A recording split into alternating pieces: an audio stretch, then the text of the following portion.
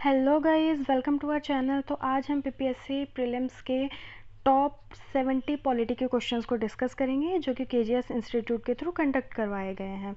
तो इसमें जो हमारा पहला क्वेश्चन बेस्ड है किस पे, concept of domicile in India. तो इसमें कह रहे हैं कि a person can have multiple domicile simultaneously if they reside in different states for professional reason. तो क्या इंडिया में प्रोफेशनल रीज़न के कारण आपको मल्टीपल डोमिसाइल का कंसेप्ट देखने को मिलता है? तो नहीं, इसलिए ये वाली स्टेटमेंट हमारी हो जाएगी wrong.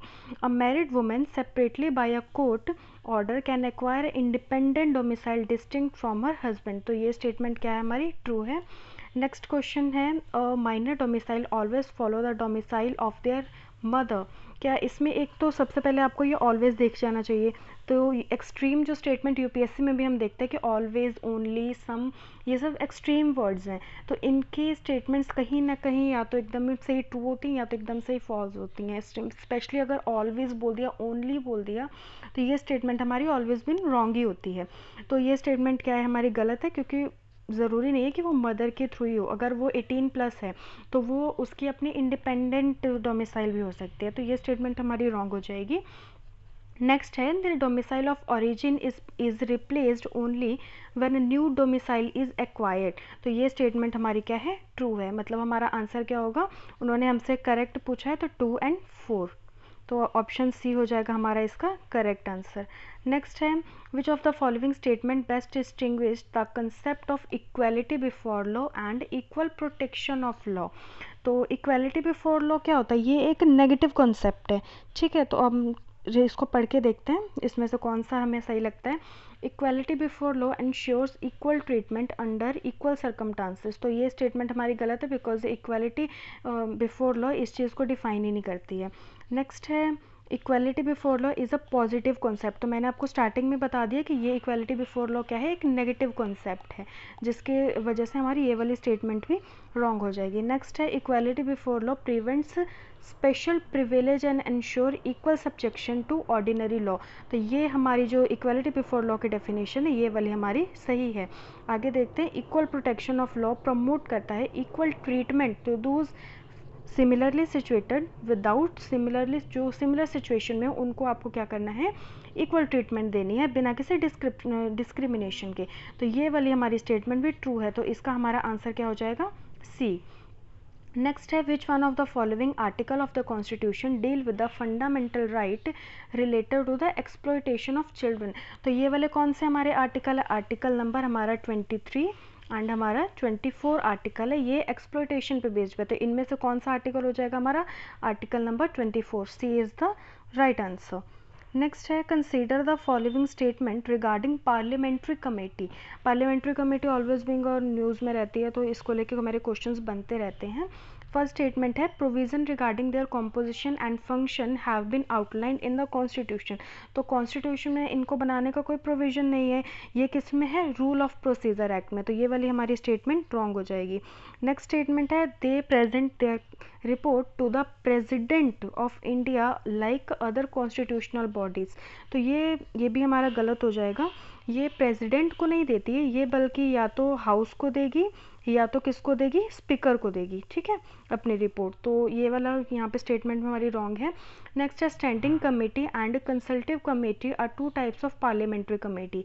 To types of parliamentary committee में आपने क्या पढ़ा था, एक तो स्टैंडिंग कमेटी पढ़ा था, उसके बाद एक और कौन सी कमेटी पढ़ी थी आपने, एडहॉक कमेटी। तो ये कंसल्टेटिव कमेटी इसका आंसर नहीं होगा, और उन्होंने हमसे क्या पूछा है, इनकरेक्ट।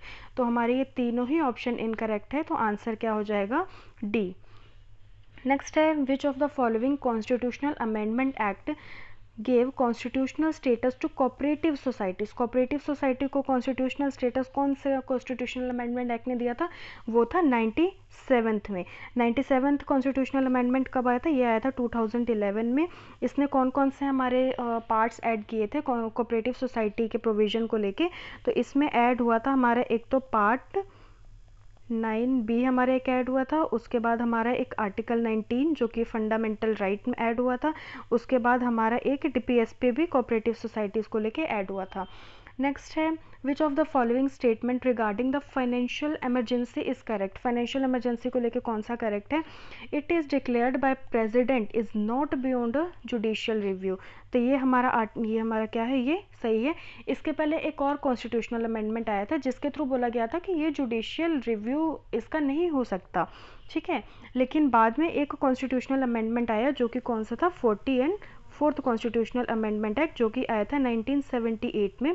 इसमें बोला गया था कि इसका भी जुडिशियल रिव्यू होगा, ठीक है। ये उनकी अपनी डिस्क्रिशन पावर नहीं है प्रेसिडेंट की कि आप जब मर्जी फाइनेंशियल इमरजेंसी को इम्प्लीमेंट कर सकें। नेक्स्ट है there is no maximum period prescribe for its operation, इसका कोई मैक्सिमम पीरियड नहीं है इसकी, तो ये हमारा स्टेटमेंट भी हमारी ट्रू है।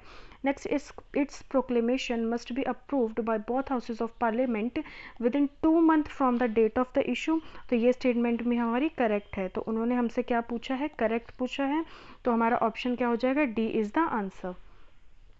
नेक्स्ट है under which schedule of the Indian constitution is the allocation of seats in the Rajya Sabha to the state and union territory provides, तो ये कौन से हमारे में उसमें दिया गया शेड्यूल में, तो ये दिया गया है 4th शेड्यूल में। नेक्स्ट है ये हिंदी मीडियम वालों के लिए, आप एक बार वीडियो को पॉज करके क्वेश्चंस रीड कर लीजिएगा एंड आंसर वहाँ से मैच करके पढ़ लीजिएगा। नेक्स्ट है क्वेश्चन नंबर 8, तो क्वेश्चन नंबर 8 में क्या डिस्कस करना है हमें कि कौन सा कार्टर एक्ट आया था और उसके क्या बेसिकली उसके क्या फीचर्स थे। तो कार्टर एक्ट जो 1793 था, जो उसका 1793 ने क्या किया था, इसने ट्रेड एक्सटेंड कर दिया था, trade monopoly of the company for another 20 years. उसके बाद आया था 1813 वाले ने क्या किया था कि इसने जो ट्रेड ओपननेस थी ब्रिटिश मर्चेंट्स की वो लेके आया था, तो ये हो जाएगा। नेक्स्ट है कार्टर एक्ट 1833 में क्या था कि उसने जो एक्टिविटीज़ थी कंपनीज की एज अ कमर्शियल बॉडी, तो उसको इंक्रीज़ किया था, तो इसका हो जाएगा 1। अंडर कार्टर एक्ट 1853 तो इसमें इसने क्या ऐड किया था, 6 member of the governor general council, तो इसका आंसर हमारा क्या हो जाएगा, बी ऑप्शन। नेक्स्ट है तो electoral college for the election of the president of India consist of, इसमें कौन कौन आते हैं, तो ये पहली बात तो ये इलेक्टोरल कॉलेज ये को हमारे कौन से आर्टिकल में, आर्टिकल नंबर 15(4), आपको इंपॉर्टेंट आर्टिकल्स भी याद करें बिकॉज बीपीएससी में ये आर्टिकल्स बहुत इंपॉर्टेंट होते हैं। बात करें इसमें all the members of the Rajya Sabha and the Lok Sabha, all the members कैसे हो सकते हैं, ऑल द मेंबर क्योंकि इसमें जो प्रेसिडेंट के इलेक्टोरल कॉलेज में जो मेंबर होते हैं इसमें नॉमिनेटेड मेंबर होते हैं जो प्रेसिडेंट के थ्रू राज्यसभा में या लोकसभा में, तो उनको इंक्लूड नहीं किया जाता है, तो ये हमारा ऑप्शन नहीं होगा। Next elected member of the Lok Sabha and Rajya Sabha, चलो इलेक्टेड तो होते हैं बट साथ में और भी तो होते हैं, तो वो इसमें मेंशन नहीं है, तो इसलिए ये भी गलत हो जाएगा। Next elected member of the Rajya Sabha and the Lok Sabha and all members of state legislative assembly, state legislative assembly के भी ऑल द मेंबर्स नहीं होगा, तो ये ऑप्शन गलत, हमारे पास एक ही ऑप्शन बचा, तो ये सही हो जाएगा, जिसमें कह रहे हैं elected member of both of the house of parliament, और जो लेजिस्लेटिव असेंबली होती है स्टेट की और यूटी की इंडियन पुडुचेरी की, उसके कौन से मेंबर, उसके भी इलेक्टेड मेंबर्स ही होंगे। और एक चीज़ याद रखिएगा, जो प्रेसिडेंट का जो इम्पीचमेंट प्रोसेस होता है इसमें elected as well as nominated लोग दोनों इंक्लूडेड होते हैं, ठीक है, वो भी किसके, लोकसभा एंड राज्यसभा के। आगे बात करें under the Indian constitution who has the authority to make laws on residuary subject, जो हमारा 7 शेड्यूल जो हमारी उसमें लिस्ट दी गई है 7 शेड्यूल में, जो current union list, state list and concurrent list, तो कह रहे हैं कि वो जो उसके बाद जो एक 4th लिस्ट आती है रेसिड्यूरी लिस्ट, मतलब जिसमें कि जो इन तीनों लिस्ट के अलावा जो टॉपिक्स हैं वो कौन सी लिस्ट में है, तो वो होती है रेसिड्यूरी लिस्ट में, ठीक है। तो इस पे रूल कौन बनाता है, इस पे रूल बनाने का हक किसके पास है, पार्लियामेंट के पास। नेक्स्ट क्वेश्चन है हमारा who among the following quoted the preamble as the identity card of the Indian constitution, तो ये किसने बोला था, एन.ए. पलखीवाला ने। तो इसके बाद है which of the following is not a feature of the parliamentary government in India, parliamentary government का फीचर इसमें से कौन सा नहीं है, presence of nominal and real executive, तो ये तो इसका है, तो ये इसका आंसर नहीं होगा। मेजॉरिटी पार्टी रूल करेगी, तो ये भी हमारा पार्लियामेंट्री गवर्नमेंट का ही एक फंक्शन है। नेक्स्ट है individual responsibility of the executive to legislature, individual की रिस्पॉन्सिबिलिटी नहीं है, तो ये हमारा इसका गलत है, मतलब यही हमारा इसका आंसर हो जाएगा, उन्होंने हमसे नॉट करेक्ट पूछा है। नेक्स्ट है consider the following statement regarding the constitutional provision relating to the officer of governor in India, India. Governor के बारे में बात करनी है, इसमें क्या कह रहे हैं, the 44th constitutional amendment act enable the appointment of the same individual as the governor of 2 or more states. तो ये हमारे यहीं पे गलत हो जाएगा, बिकॉज जो 44th कॉन्स्टिट्यूशनल अमेंडमेंट एक्ट नहीं था, ये हमारा 7th कॉन्स्टिट्यूशनल अमेंडमेंट एक्ट था, जो कि 1956 में आया था। और इसकी जो अपॉइंटमेंट की बात होती है, ये हमारी अपॉइंटमेंट की बात होती है आर्टिकल नंबर 153 में। आर्टिकल्स ज़रूर याद कर लीजिएगा, बीपीएससी में ये बहुत क्वेश्चन आते हैं। और अलग भी स्टेट पीसेस जो क्वेश्चन होते हैं, लाइक यूपीपीसीएस, आरएएस, इन सब में भी आर्टिकल्स पूछ लिए जाते हैं। नेक्स्ट है, he is appointed by the president bye warrant under his hand and seal. तो ये हमारा सही है। यहाँ से हम ऑप्शन देखते हैं। फर्स्ट इन्होंने हमसे करेक्ट पूछा, अगर हम फर्स्ट को एलिमिनेट कर दें तो हमारे पास 2 ऑप्शन बच जाते हैं, जिसमें से हमारा 2 करेक्ट है। 3 और 4 में से हमें देखना है कि कौन सा करेक्ट है। The emolument and allowance privileges of the governor are determine the state legislature. तो ये हमारा गलत है, स्टेट लेजिस्लेचर इसको नहीं करता। अगर हम लोग 3 को एलिमिनेट करेंगे तो ऑप्शन बच गया हमारे पास C is the correct answer. Which of the following statement regarding the display of Indian national flag as per the Flag Code of India 2002 is correct? इसमें बोलेंगे the national flag must be hand spun and hand woven only। तो ये हमारा यहीं से गलत हो जाएगा, बिकॉज जो हम अभी जो स्कीम्स आई हैं उसमें बहुत सारे मशीनरी सेट की गई हैं विलेज एरिया में, कि आपको एक तो उससे क्या होगा कि हमारा हर घर तिरंगा, एक तो ये इनिशिएटिव प्रमोट हो रहा है। उसके साथ साथ आप क्या कर रहे हो कि रूरल एरिया में कहीं ना कहीं आप एम्प्लॉयमेंट दे रहे हो। तो ये तो वहीं से हम लोग निगेट कर सकते हैं अपनी जनरल नॉलेज की हेल्प से। नेक्स्ट है, the flag can be hosted only on the government building. तो ये हमारा वैसे ही गलत हो जाएगा। अगर ये हमारा स्टेटमेंट 2 है, तो जो हमारा हर घर तिरंगा वाला एक कैंपिंग चला हुआ है, तो उसका कि हमें कोई मतलब ही नहीं बनता है, तो फिर ये स्टेटमेंट में हमारी फॉल्स है। नेक्स्ट कह रहे the flag may be flown day and night if displayed in open or on a house of the member of the public. तो ये स्टेटमेंट हमारी क्या है, इसकी ट्रू है। नेक्स्ट में पढ़ लेते हैं हम लोग स्टेटमेंट को। The flag can be phloem on a vehicles regardless of the individual official status. तो ये व्हीकल्स पे आप नहीं लगा सकते हो सब लोग। इसको कौन कौन लगाता है, प्रेसिडेंट हो गए, prime minister, governor, vice president, ये अपने व्हीकल पे लगा सकते हैं। और भी कई लोग लगाते हैं, बट इतना डिटेल में नहीं करेंगे। किसके अंडर में लगाते हैं आप ये याद रखिएगा, सेक्शन 9 में लगाते हैं ऑफ पार्ट 3 ऑफ पार्ट कौन सा है, 3 है ऑफ फ्लैग कोड। ठीक है, फ्लैग कोड के सेक्शन 9 ऑफ पार्ट 3, ये आप याद रख लीजिएगा। अगर आपसे कभी ना कहीं किसी स्टेट पीसीएस में ऐसे क्वेश्चन ज़रूर पूछ सकते हैं। नेक्स्ट है, which of the following is the unitary feature of the Indian constitution. Unitary feature का होता है जिसमें कि स्टेट के पास ज़्यादा पावर्स होती हैं। तो इंटीग्रेटेड जुडिशरी, ये इसका पार्ट है। ऑल इंडिया सर्विस, तो ये इसका पार्ट है। बाई कैमरलिज्म, ये तो डिवाइड कर रहा है ना, तो डिवाइड करने वाला इसका पार्ट नहीं होगा। अगर हम लोग 3 को ही हटा दें, 3 को हटा दिए, हमारे पास बच गए 2 ऑप्शन। पहला दूसरा हमें पता है सही है, तो ये यहाँ से भी चला गया, बचा हमारे पास क्या, सिर्फ एक बी ऑप्शन। आपको बस 3 चीज़ें देख के आपका आंसर आ रहा है। ठीक है, आपको एग्जाम में भी इसी तरीके से ही सोचना है। नेक्स्ट है, Which one of the following constitutional amendment act reduced the voting age from 21 to 18 years? ये किस अमेंडमेंट एक्ट के थ्रू किया गया था, ये किया गया था 61st कॉन्स्टिट्यूशनल अमेंडमेंट एक्ट, जो कि आया था 1988 में। नेक्स्ट है, consider the following statement regarding the citizenship को लेकर बात कर रहे हैं। Article 11 empower the parliament to make law regarding the acquisition and termination of the citizenship. तो ये हमारा करेक्ट आंसर है।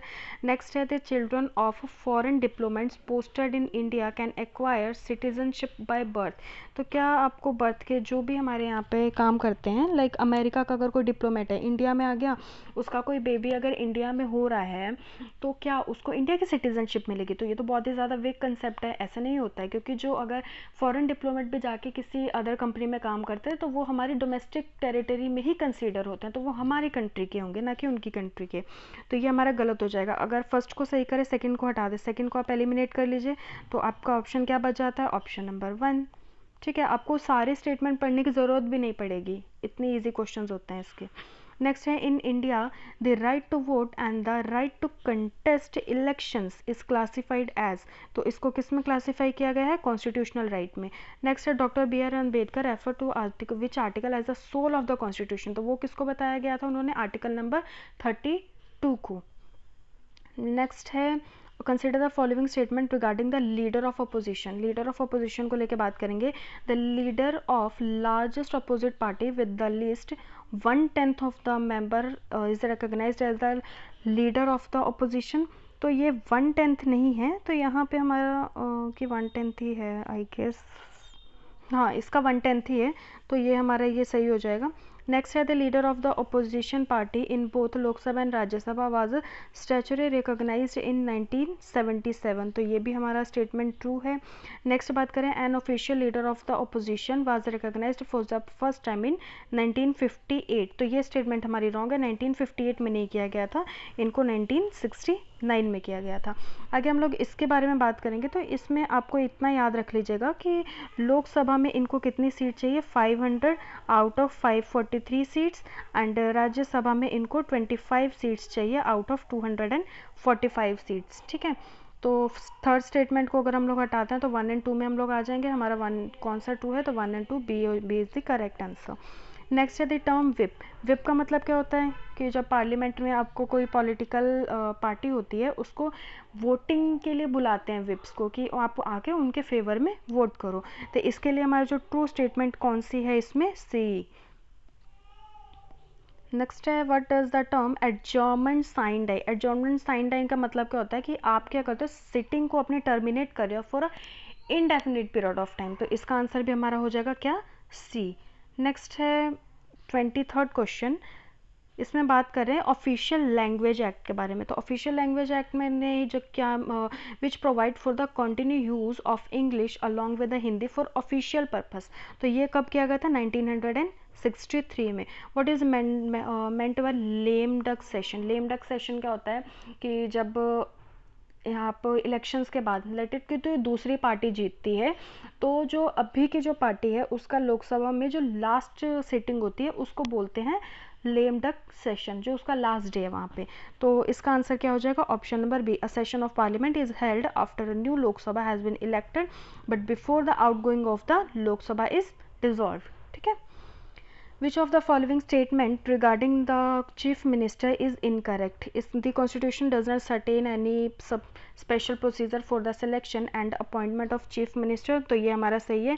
आर्टिकल नंबर हमें 164 क्या बताता है कि इसमें किसकी डिस्क्रिशनरी पावर है, ये इसमें गवर्नर के पास डिस्क्रिशनरी पावर है। Next, the constitution does not require that a person must prove his majority in the legislative assembly before he is appointed as the chief minister, तो ये भी हमारा सही है। भी कोई अगर उन्होंने हमें स्पेसिफिक ऐसा कोई प्रोसेस ही नहीं बताया है तो कॉन्स्टिट्यूशन इस चीज़ को हमें कैसे मेंशन करेगा, तो ये वैसे ही हम लोग नहीं वो कर सकता। The term of chief minister is not fixed as he hold office during the pleasure of the governor, तो ये स्टेटमेंट में हमारी ट्रू है। उन्होंने हमसे कौन सी स्टेटमेंट पूछी, विच of the regarding chief minister is incorrect. Incorrect पूछिए, 3 स्टेटमेंट सही है, मतलब ये वाली इनकरेक्ट हो जाएगी। He act as a chairman of the respective zonal council, तो ये गलत है। How many of the Lok Sabha member must support no confidence motion for its admitment, वो कितने लोगों के थ्रू करनी चाहिए, 50 मेंबर्स के थ्रू साइन होनी चाहिए। नेक्स्ट क्वेश्चन है what was the original composition of the constitution of India at the time of its adoption on 26 November of 1949, तो इसमें कितने आर्टिकल्स है, 395 articles and 8 schedules. Next, consider the following statement regarding the table of procedure. Table of precedence के बारे में हमने बात करनी है। क्या कह रहे हैं, it is meant for the state and ceremonial occasion and has no application in the day to day business of the government, तो ये स्टेटमेंट हमारी ट्रू है। Next, holders of the Bharat Ratna decoration rank higher than the जज of the supreme court, तो ये statement हमारी true है। जो भारत रत्न का जो रैंक है हमारा टेबल ऑफ प्रेसिडेंस में, तो वो है हमारा 7A, और जो सुप्रीम कोर्ट के जज का है वो हमारे इनका कौन सा रैंक है, 9, तो इनका जो भारत रत्न वालों का जो रैंक है सुप्रीम कोर्ट वालों के रैंक से वो अपर है, तो ये हमारा स्टेटमेंट ट्रू हो जाएगी। The chairman of state legislative council will rank above the speaker of legislative assembly in cases where they were elected on the same day, अगर वो सेम डे पे उनका इलेक्शन हो रहा है तो जो स्टेट लेजिस्लेटिव काउंसिल का के स्पीकर का जो रैंक है वो स्टेट लेजिस्लेटिव असेंबली के स्पीकर के रैंक के क्या होगा, अबव होगा, तो ये स्टेटमेंट में हमारी ट्रू है। तो कितनी स्टेटमेंट्स हमारी ट्रू होंगी, all 3 statements are correct. Arrange the following statement and union territory in chronological order of their formation. इनकी फॉर्मेशन के बारे में बतानी है। तो जो महाराष्ट्र है इसकी फॉर्मेशन कब हुई थी? इसकी फॉर्मेशन हुई थी आपकी 1960 में। गोवा कब बना था? गोवा हमें बस इतना याद रखना, गोवा क्या था 1987 में बना था। ये सबसे लास्ट में बना था। अगर इसी के बेस पे हम लोग क्वेश्चन को चेक करें, Goa will be the last. Second option सबसे लास्ट में किस में? बी में। तो B is the correct answer. बाकी मैं आपको बता देती हूँ कब कब बना था। मेघालय बना था हमारा 21 जनवरी एंड 1972 को। पुडुचेरी बना था हमारा 1 जून 1963। और सिक्किम 16 मई एंड 1975 में बना था। ठीक है, नेक्स्ट आ गया क्वेश्चन हमारा 30th। ये इंडियन पार्लियामेंट पे क्वेश्चन है, जिसमें कह रहा है कि प्राइवेट बिल और पब्लिक बिल जो होते हैं इस पे बात कर रहे हैं। अ public bill is introduced by a minister and reflect the policies of the ruling party. तो ये हमारा इतनी स्टेटमेंट तो हमारी करेक्ट है। 9 while by the private bill जो होते हैं ये इंट्रोड्यूस किए जाते हैं बाय एनी मेंबर, ये भी ठीक है, other then the minister and reflect the instance of opposition party. तो ये स्टेटमेंट हमारी क्या है? करेक्ट हो जाएगी। The rejection of a public bill by a house may lead to resignation of government. तो ये वाली सही है हमारी स्टेटमेंट। नेक्स्ट है the introduction of the public bill requires 7 day notice while the private bill requires 1 month notice. तो ये statement में हमारी ट्रू है। आंसर क्या हो जाएगा? D. Which committee recommended the separation of railway budget? Railway budget का सेपरेशन कौन सी कमेटी ने बताया था हमें? एक्वार्ड कमेटी ने। ठीक है, ये कब आई थी हमारी? 1921। तो इसको किसने बोला था? Sir William Acworth. ठीक है, जो सर विलियम एक्वार्ड थे उन्होंने हमें बताया था कि जो आपका रेलवे बजट है ये अलग अलग होना चाहिए। Consider the following statement regarding the contingency fund of India. Contingency fund of India के बारे में बताएंगे हम। Article 266 authorise the parliament to establish a contingency fund of India. तो ये वाली हमारी स्टेटमेंट क्या है? रॉन्ग है। ये हमारा article 266 contingency fund of India नहीं बताता, ये हमें कंसोलिडेटेड फंड ऑफ इंडिया के बारे में बताता है। तो अगर फर्स्ट को निगेट करें तो बच गया हमारे पास 3 option. It is placed at the disposal of the president must unforeseen expenditure. तो ये स्टेटमेंट हमारी क्या है? ट्रू है। हमारा मतलब सेकेंड ट्रू होगा। तो मतलब इसका आंसर क्या हो जाएगा? बी, क्योंकि एक ही ऑप्शन बचता है। नेक्स्ट है which of the following procedure of Indian constitution were amended by the 86th constitutional amendment act. तो इसके बारे में क्या बता रहे हैं कि 86th कॉन्स्टिट्यूशनल अमेंडमेंट एक्ट किसको किसको अमेंड किया था? आर्टिकल फंडामेंटल राइट को किया गया था। बिकॉज 86 में क्या आया था? ये एजुकेशन का प्रोविजन लेके आया था। तो ये इन तीनों में उसने ऐड किया था। तो इसका आंसर क्या हो जाएगा? डी। नेक्स्ट है consider the following statement regarding the money bill. Money bill को लेके क्या कर रहे हैं? इसमें उनसे करेक्ट पूछा है। They can be introduced in the parliament only with the prior recommendation of the president. तो ये स्टेटमेंट हमारी क्या हो जाएगी? ट्रू। नेक्स्ट है they can be referred to as they can not be referred to as a joint committee of the house. ये भी true है। The governor can not return a money bill for the consideration of the state legislature. वो क्या होता है? उसको भेज सकता है? नहीं भेज सकता। तो ये भी हमारे पास स्टेटमेंट ट्रू। 1 2 1 3 स्टेटमेंट ट्रू है। फोर्थ को बस चेक करना है। Article 122 outlines which type of financial where are considered as money bill. तो ये आर्टिकल 122 नहीं है, ये हमारा आर्टिकल 110 है। तो fourth statement is wrong. Fourth को आप हटाइए, बचा आपके पास ऑप्शन नंबर सी। नेक्स्ट है under which article of the constitution can the Rajya Sabha authorise the parliament to make law on the subject list. तो ये किस आर्टिकल के थ्रू बोलता है? आर्टिकल नंबर 249 के थ्रू बोलता है। इसमें क्या बोलता है कि आपका कितने मेंबर होने चाहिए? 2/3 of total, 2/3 of total member present and voting. ठीक है, तो इसके थ्रू आप जो राज्यसभा है लोकसभा को बोल सकती है कि आप जो स्टेट लिस्ट है उस पर आप रूल्स बना लीजिए। Who administer the oath to speaker pro term of the Lok Sabha. तो वो कौन बोलता है? प्रेसिडेंट। नेक्स्ट क्वेश्चन है मैच द कॉलम। इसमें आपको मैच करना है कि कौन सा स्टेटमेंट ट्रू हो जाएगी। जो उषा नाथ सेन है, तो उषा नाथ सेन कौन से कॉन्स्टिट्यूशनल असेंबली से रिलेटेड थी? तो ये असेंबली थी किससे? Press gallery committee. Next P Pattabhi Sitaramayya. जो सीतारमैया जी थे ये हाउस कमेटी से रिलेटेड थे। अलादी कृष्णा स्वामी अय्यर, तो ये किससे हमारे रिलेटेड थे? रेजिडेंशियल कमेटी से। नेक्स्ट जवाहरलाल नेहरू, तो यूनियन कॉन्स्टिट्यूशनल कमेटी से। तो इसका आंसर क्या हो जाएगा? C. Which states are covered under the 6th schedule of Indian constitution for the administration of tribal areas. तो ट्राइबल एरियाज़ में आपको आप जैसे भी याद कर लो, ATM से याद कर लो, मैंने तो मातम से याद किया, MATM, कि यहाँ पे जो मातम बन जाता है सेंट्रल गवर्नमेंट का, जब उसको स्टेट में रूल्स बनाने का राइट नहीं मिलता, ठीक है। तो ये थोड़ा फ़नी हो सकता है बट आपको ये याद करना पड़ेगा। तो इसमें कौन कौन से स्टेट थे? असम, मेघालय, मिजोरम एंड त्रिपुरा। नेक्स्ट है which of the following is not a ground for reasonable restriction under article 19। इसमें कौन सा ग्राउंड है? Sovereignty, unity and integrity of India, तो ये तो इसका ग्राउंड है। पब्लिक ऑर्डर भी इसका ग्राउंड है, मोरालिटी भी इसका ग्राउंड है। इकोनॉमिक डेवलपमेंट ऑफ कंट्री इसका ग्राउंड नहीं है, तो ये इसका करेक्ट आंसर हो जाएगा। Next, which of the following is not a device to direct democracy. Referendum है इसका, इनिशिएटिव है, रिकॉल है, पब्लिक ऑडिट इसका नहीं है, तो यही इसका आंसर, ट्रू आंसर इसका क्या हो जाएगा? नॉट पूछा है तो public audit is the true answer. Next है which of the following statement regarding the composition of state legislative council is correct. Incorrect पूछा है उन्होंने हमसे। 1/3 of the members are elected by a member of local body such as municipality, district board, ये हमारा सही है, 1/3 member होता है। 1/6 of member nominated by the governor from amongst a person having special knowledge, जिसको science, art, cooperative movement and social service की knowledge हो। 1/6 member उसमें से कौन चूज करता है? गवर्नर, तो ये स्टेटमेंट भी ट्रू है। Next, 1/12 of the member are elected by 3, जो कि टीचर हो 3 साल से, किसमें हो? ना कि वो स्टैंडर्ड, मतलब जो सेकेंडरी स्कूल से कम का टीचर ना हो, ठीक है। तो ये स्टेटमेंट भी हमारी करेक्ट है। Next, 1/3 of the member are elected from the legislative assembly of the state amongst person who are member of the assembly. 1/3 तो यहाँ पे सही है बट हु आर मेंबर नहीं, who are not at the time of member, तो अगर not होता तो ये स्टेटमेंट ट्रू होती। उन्होंने हमसे इनकरेक्ट पूछा है, तो this will be the answer. तो ये वाले जितने हैं, ये वाले इसका आंसर नहीं है, तो इसका आंसर क्या हो जाएगा? डी।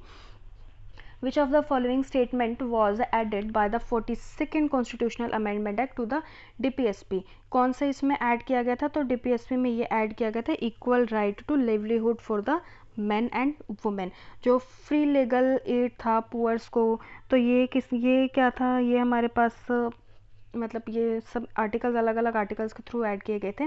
जो equal right to livelihood for man and women था, ये ओरिजिनली हमें कॉन्स्टिट्यूशन में देखने को मिलता है आर्टिकल नंबर 39 में, तो ये किसी कॉन्स्टिट्यूशनल अमेंडमेंट एक्ट के थ्रू ऐड नहीं किया गया था, तो ये इसका आंसर हो जाएगा। Next, which supreme court judgment held that the preamble is not of the Indian constitution का, इंडियन कॉन्स्टिट्यूशन का पार्ट नहीं है। केशवानंद भारती केस वर्सेस केरला में तो उन्होंने बोला था कि भाई ये ये किसका पार्ट, ये इसका पार्ट है। कौन सा पार्ट है? ये इसका इंटीग्रल पार्ट है, मतलब हम लोग इसके जजमेंट को, अगर इसके अंदर का हमें कोई पार्ट समझना है तो हमें इसके थ्रू ही उसको समझते हैं, ठीक है। तो ये इसका पार्ट है। कि कौन सा इसका पार्ट नहीं है? बेरोबारी केस में हमें बोला था उन्होंने, जो कि आया था कब? 1960 में। इसमें बोला था कि पार्ट नहीं है। और ये जो केशवानंद भारती केस था 1973, और उसके बाद आया था हमारे पास LIC का केस 1995, जिसमें बोला था कि ये इंटीग्रल पार्ट है। तो आपको ये याद रखना है। Which of the following statement is not classified as an expenditure charge on the consolidated fund of India. जो पेंशन होता है कंसोलिडेटेड फंड ऑफ इंडिया पे, क्या पेंशंस होती हैं, जो सब्सिडीज़ होती हैं, सैलरीज, इंटरेस्ट पेमेंट, तो ये सब चीज़ें इसमें ऐड की जाती हैं, ठीक है। तो pension of the high court ये इसमें ऐड हो गया। Interest payment of the government डेब्ट ये भी ऐड है। ये जो सैलरीज होती है ये भी इसमें ऐड होता है। लेकिन जो सैलरी होती है यूनियन मिनिस्टर की, ये क्या होती है? ये आपको याद रखना है कि ये है वोटेबल है, ठीक है। इसको पहले पार्लियामेंट में वोट करवाई जाएगी, उसके बाद दी जाती है, ठीक है। तो ये जो हमारा कंसोलिडेटेड फंड ऑफ इंडिया में ये चार्ज नहीं होता है, तो ये D is the correct answer. Next है हमारा question 45th। When was the first meeting of constitutional assembly held? तो फर्स्ट मीटिंग हुई थी कॉन्स्टिट्यूशनल 9 दिसंबर 1946 में। ये कहाँ पे हुई थी? हमारी दिल्ली में हुई थी। कि कहाँ पे? सेंट्रल हॉल में, ठीक है। Consider the following statement regarding impeachment of the president, he can be only removed by violation of constitution, ये करेक्ट आंसर है। तो अगर वन को एलिमिनेट करें तो बचे हमारे पास 3 option. Impeachment can be gain in other house with signed by 1/10 of the member, तो 1/10 ऑफ द मेंबर के थ्रू नहीं, ये 1/4 ऑफ द मेंबर के थ्रू साइन करवाना चाहिए। अगर 2 को एलिमिनेट करें तो हमारे पास एक ही ऑप्शन बचता है 1, जो कि इसका क्या है? करेक्ट आंसर है। Which of the following require the approval from the public account committee prior to begin in the present to the Lok Sabha for a vote, तो इसका आंसर क्या हो जाएगा? Excess grant. इस एक्सेस ग्रांट के लिए हमें पब्लिक अकाउंट कमेटी को हमें लोकसभा में क्या वोट करवाया जाता है। नेक्स्ट आपको इसका आर्टिकल से आपको मेंशन करना है जो कंटीजेंसी फंड ऑफ इंडिया है। जो कंटीजेंसी फंड ऑफ इंडिया बताया गया है हमें आर्टिकल नंबर 266 में। कंसोलिडेटेड फंड ऑफ इंडिया, एक मिनट सॉरी, जो ये वाला था कंटीजेंसी फंड ऑफ इंडिया, ये आर्टिकल नंबर 267 में है और कंसोलिडेटेड फंड ऑफ इंडिया है आर्टिकल 266 में। और जो अप्रोप्रिएशन बिल है 114 एंड जो एनुअल फाइनेंशियल स्टेटमेंट है ये 112। आपको एनुअल फाइनेंशियल स्टेटमेंट तो याद ही होगा ना, बाकी अगर याद ना हो तो एनुअल फाइनेंशियल स्टेटमेंट मतलब फर्स्ट का हो जाएगा, डी का हो जाएगा 1। तो डी का 1 सिर्फ हमारे 2 ऑप्शन में है। अगर आपको इनमें से कोई और भी अगर एक भी ऑप्शन पता होता तो आप आंसर पे आ सकते थे। तो इसका आंसर क्या हो जाएगा, सी। नेक्स्ट है which of the following statement regarding article 21। Article 21 favourite question है, पीसीएस का ये हो या यूपीएससी का हो, तो आर्टिकल 21 एकदम अच्छे से कवर करके जाइएगा। It is available to both citizen and not citizens. तो राइट टू लाइफ तो यार सबको होता है, किसी का हम लोग राइट टू लाइफ नहीं छीन सकते हैं। It protect against arbitrary executive action and also against legislative action. तो ये हमारा स्टेटमेंट भी ट्रू है। The right to road access in hilly station is also recognized as article 21। तो ये भी हमारा सही है, उन्होंने हमसे इनकरेक्ट पूछा तो यही होगा।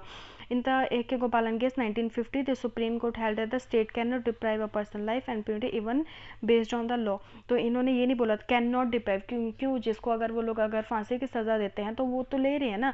तो इसको ये स्टेटमेंट यहीं से हम लोग निगेट कर सकते हो। आप क्या कर सकते हो, जो प्रोसीजर इस्टेब्लिश बाय लॉ है उसके थ्रू आप क्या कर सकते हो कि किसी की भी जो लिबर्टी है, राइट टू लिबर्टी, आप वो ले सकते हो अगर उसने कुछ वैसा क्राइम किया हो। बट इंडिया में ज़्यादातर है जो फांसी की सज़ा है वो नहीं दी जाती है, बहुत कम दी जाती है डेथ सेंटेंस, ठीक है। Which of the following state is true about the absolute veto power in the president of India. President of India के वीटो पावर में बात करेंगे, it is applied to private member bill या it can be. तो can be हाँ apply हो सकती है। कैन वाले क्वेश्चंस मोस्टली ट्रू होते हैं यार, इसको हमेशा आंख बंद करके सही कर देना अगर आपको नहीं पता है स्टेटमेंट तो, ठीक है। It can be used in the case of office of profit bill 2006। Office of profit bill में सस्पेंसिव वीटो यूज़ हुई थी, ना कि एब्सोल्यूट वीटो, ठीक है। तो सस्पेंसिव वीटो किसने यूज़ की थी, अब्दुल कलाम जी ने, ठीक है। अब्दुल कलाम जी ने, पूरा प्रॉपर नहीं लिखा है मैंने, आप बुरा मत मानिएगा। नहीं तो इसका आंसर क्या हो जाएगा, अब्दुल कलाम जी ने यूज़ की थी, तो इसका आंसर ये हो जाएगा because second statement is wrong. Which of the following is not a sub category of subsidiary motion. Subsidiary motion के सब पार्ट क्या होते हैं, एंसिलरी इसका पार्ट है, सब्सिडिंग इसका पार्ट है, अमेंडमेंट इसका पार्ट है, एडजॉर्नमेंट मोशन इसका पार्ट नहीं है, तो ये इसका आंसर हो जाएगा।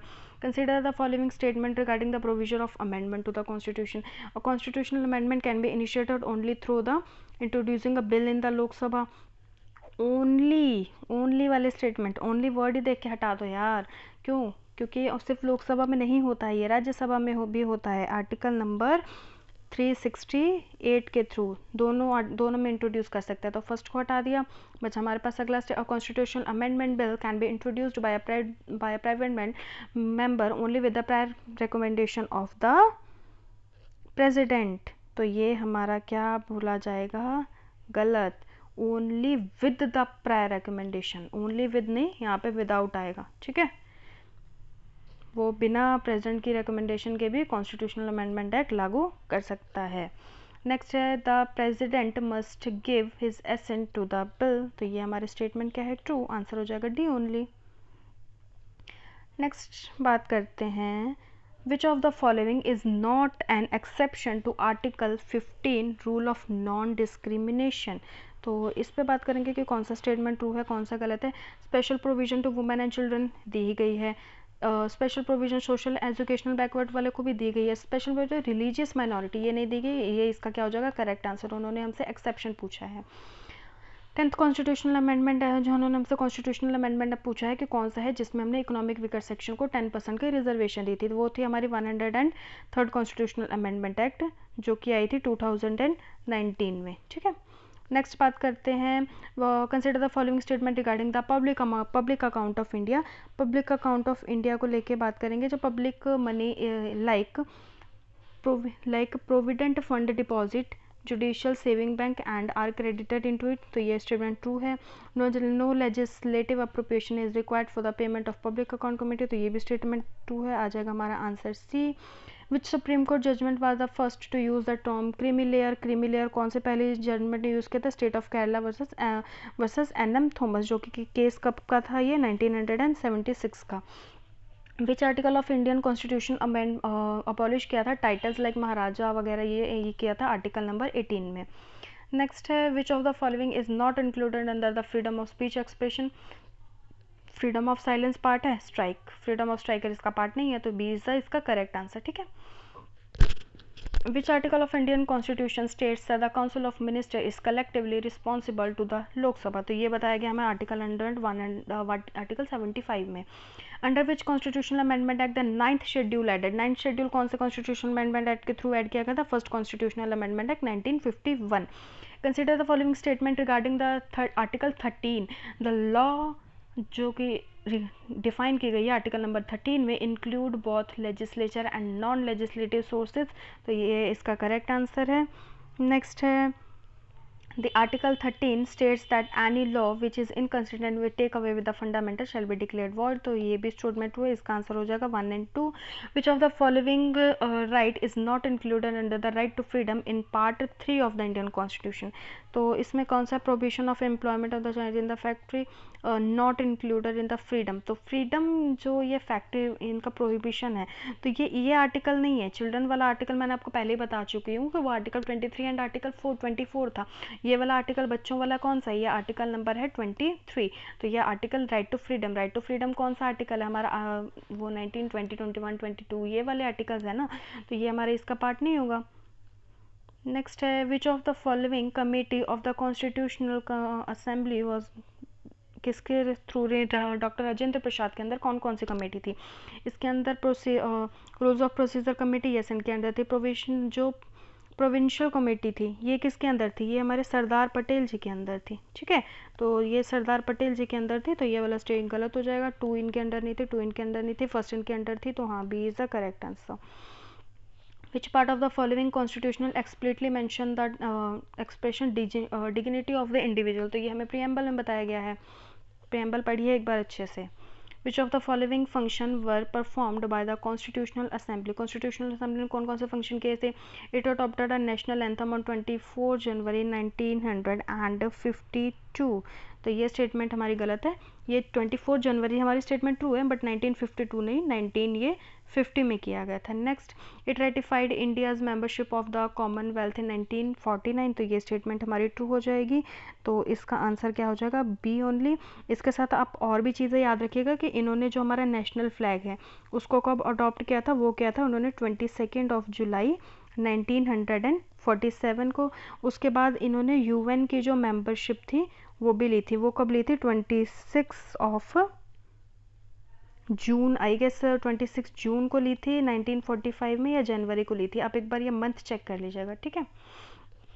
नेक्स्ट है under which article of the constitution can parliament make law to implement international treaties on the state list, किसके थ्रू, कौन से आर्टिकल के थ्रू करते हैं, article number 253।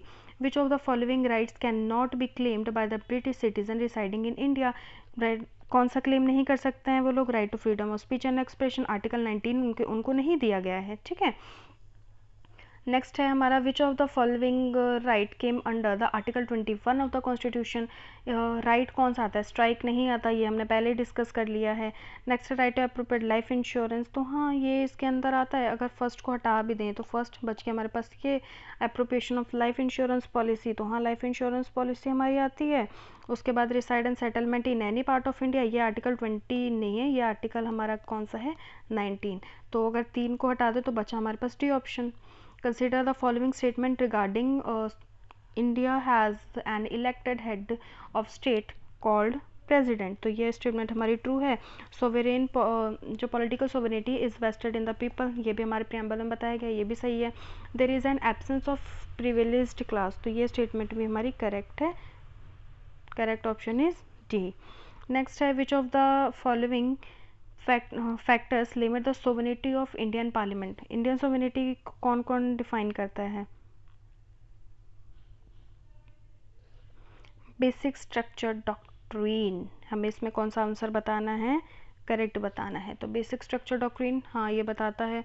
7th schedule of Indian constitution, तो ये हमें क्या करता है, सॉवरेनिटी बताता है।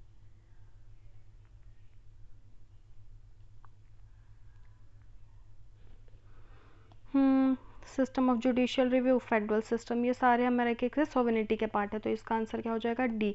नेक्स्ट हमारे पास कितने क्वेश्चन बचे हैं, 80 क्वेश्चन बचेंगे। 71 से लेके 150 तक के कुछ क्वेश्चन हैं, तो वो हम अपना नेक्स्ट वीडियो पार्ट 2 में सारे 80 के 80 क्वेश्चन डिस्कस कर लेंगे। तब तक के लिए आप चैनल को सब्सक्राइब कर दें, वीडियोस को लाइक एंड शेयर ज़रूर करें ताकि मुझे भी मोटिवेशन मिले आपके लिए वीडियोस बनाने का। एंड बाकी लोगों को भी केजीएस के जो टेस्ट सीरीज़ नहीं मिल पा रहे हैं उनका फ्री में डिस्कशन हो जाएगा with a minimum time. Thank you for watching my video.